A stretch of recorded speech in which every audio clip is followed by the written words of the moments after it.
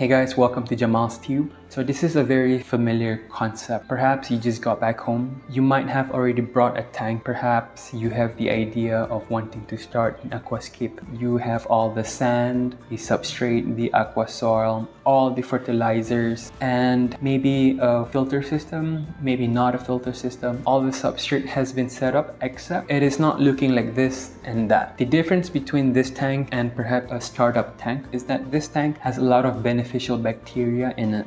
In all stages, you don't know where to start? This video, I'm hoping that it will apply to you on how to establish a new tank in order for you to prepare yourself. What is beneficial bacteria? Beneficial bacteria is probably the most important thing keeping your plants, your fishes, and the whole ecosystem healthy and balanced. I'm gonna do a little bit basic chemistry with you guys. I promise you it's not gonna take long and it's not gonna be boring. The quality of the aquarium water directly impact the health of your fish.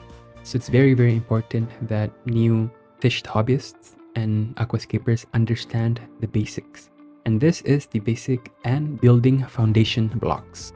Once you understand this, everything will fall into place, everything will be easy. For every new tank that you set up, I will guarantee you a better successful tank compared to the previous one. Basically, when you first start up a tank, you need to ensure that you have some sort of nitrifying bacteria. Bacteria that converts ammonia. Basically, every time a fish poops, that poop will be in the water. Technically speaking, nitrifying bacteria will be created from that single poop. A lot of tanks that are well established have a lot of poop particles within the tank. Let's begin with the most important understanding.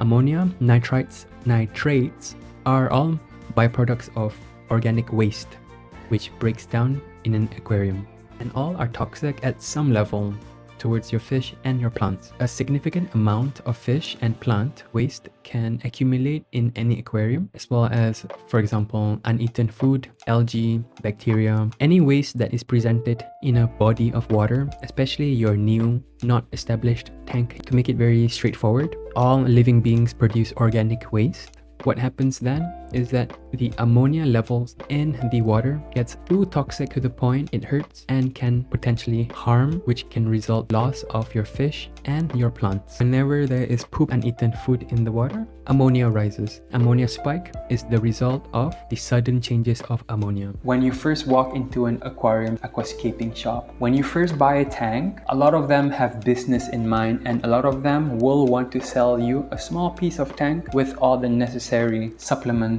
tools needed for you to start a tank. But unfortunately, in terms of the information, you might not have it there. So I'm hoping that this video can help cover a little bit of the questions that you have, or the frequent questions that have been asked about. So when you look at natural ponds, streams, lakes, yes, the water keeps flowing. Some ponds have stagnant water. However, there are still fishes living there. How come? It's because of the nitrate levels within the water that makes it still safe for most fishes and plants to thrive. So, what is the process of converting ammonia to nitrates? Firstly, the waste from fish, plants, and food breaks down and releases ammonia. This ammonia is very toxic to fish and is converted to nitrate by nitrifying bacteria. Maintaining a population of bacteria that converts ammonia into nitrite is an important part of an aquarium's water chemistry. This process is known as biological filtration. Biological filtration will occur naturally in most aquariums that have been up and running for a couple of months. New aquarium filters often contain a special area or wheel made specifically for providing an optimal habitat, can help house a larger colony for growing bacteria. Nitrite is also toxic to fish and is converted to nitrate once again by beneficial nitrifying bacteria. Nitrate is not as toxic and is used by plants or algae to help them grow. Because high levels of ammonia and nitrite are lethal for fish, it is critical that these products be efficiently removed or converted to nitrate. Nitrate is good, nitrite, ammonia is bad. For me, I make it a point to do weekly, or we can have water changes because I want to control the ammonia, nitrite, and nitrate levels within the water. So the next question is, do I need a biological filter for an aquarium? Yes and no, because the no bit can also be yes. What do I mean by that? Well, the bacteria will live in a traditional filter and on rocks in the aquarium, including the glass of your tank and the substrate of the aquarium. In order to maintain a population of bacteria that convert ammonia into nitrite is an important part of an aquarium water chemistry. For example, my snakehead Channa tanks, they don't have a running filter. However, most of their substrate, I place lava rocks or pieces of wood and plants that do contain surface area of which nitrifying bacteria can colonize and live on. So basically, you don't necessarily need a canister, top filter, any sort of filter to colonize and build itself.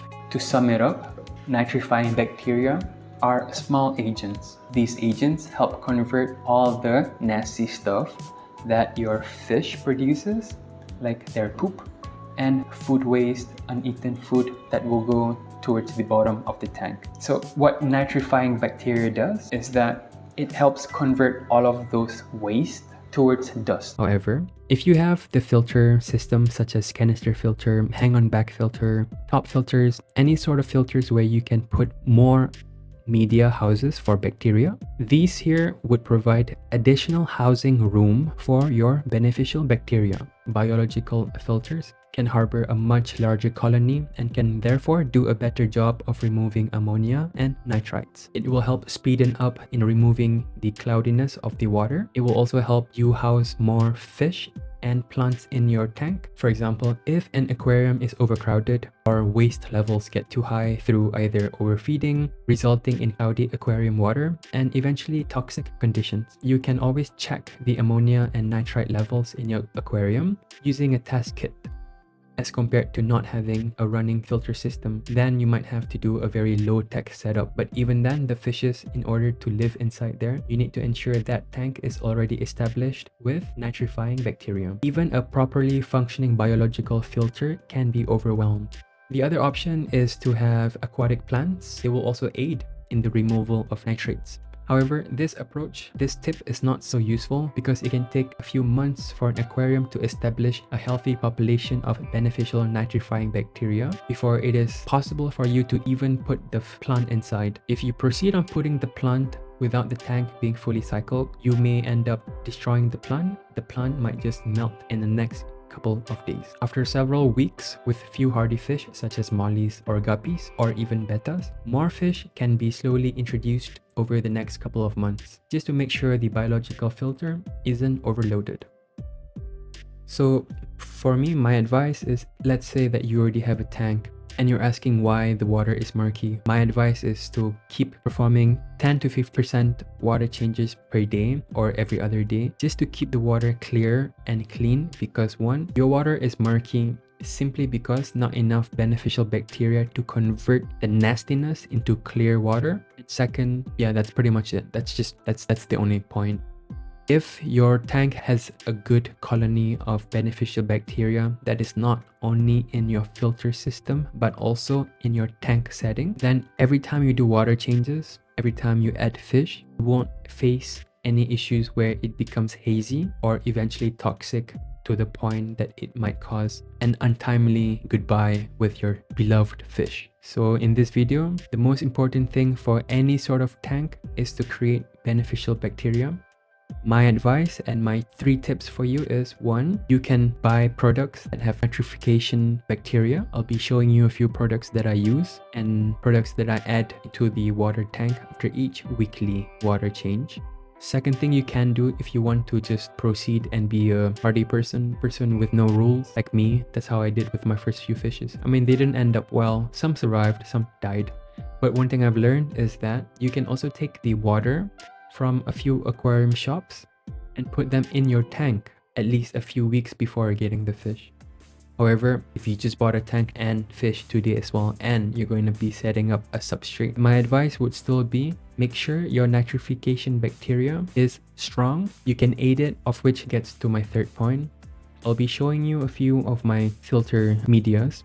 and I'll show you the difference of how a new media and how a used media looks like as well. As you can see, this is the new media that I've not used at all. It's clean, it's pristine. And this are medias that I have used many times in different other tanks, especially when I buy a new fish and I'm trying to quarantine them, or I move them in a small tank while they are quarantined.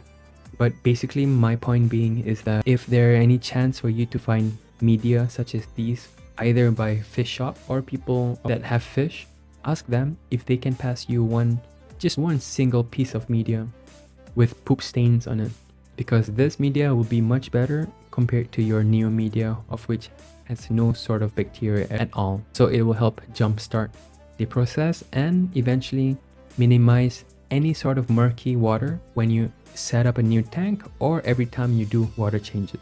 Long story short, find means to keep the homes of beneficial bacteria not only in your filter system but also in your tank. Use lava rocks. Use them as decoration.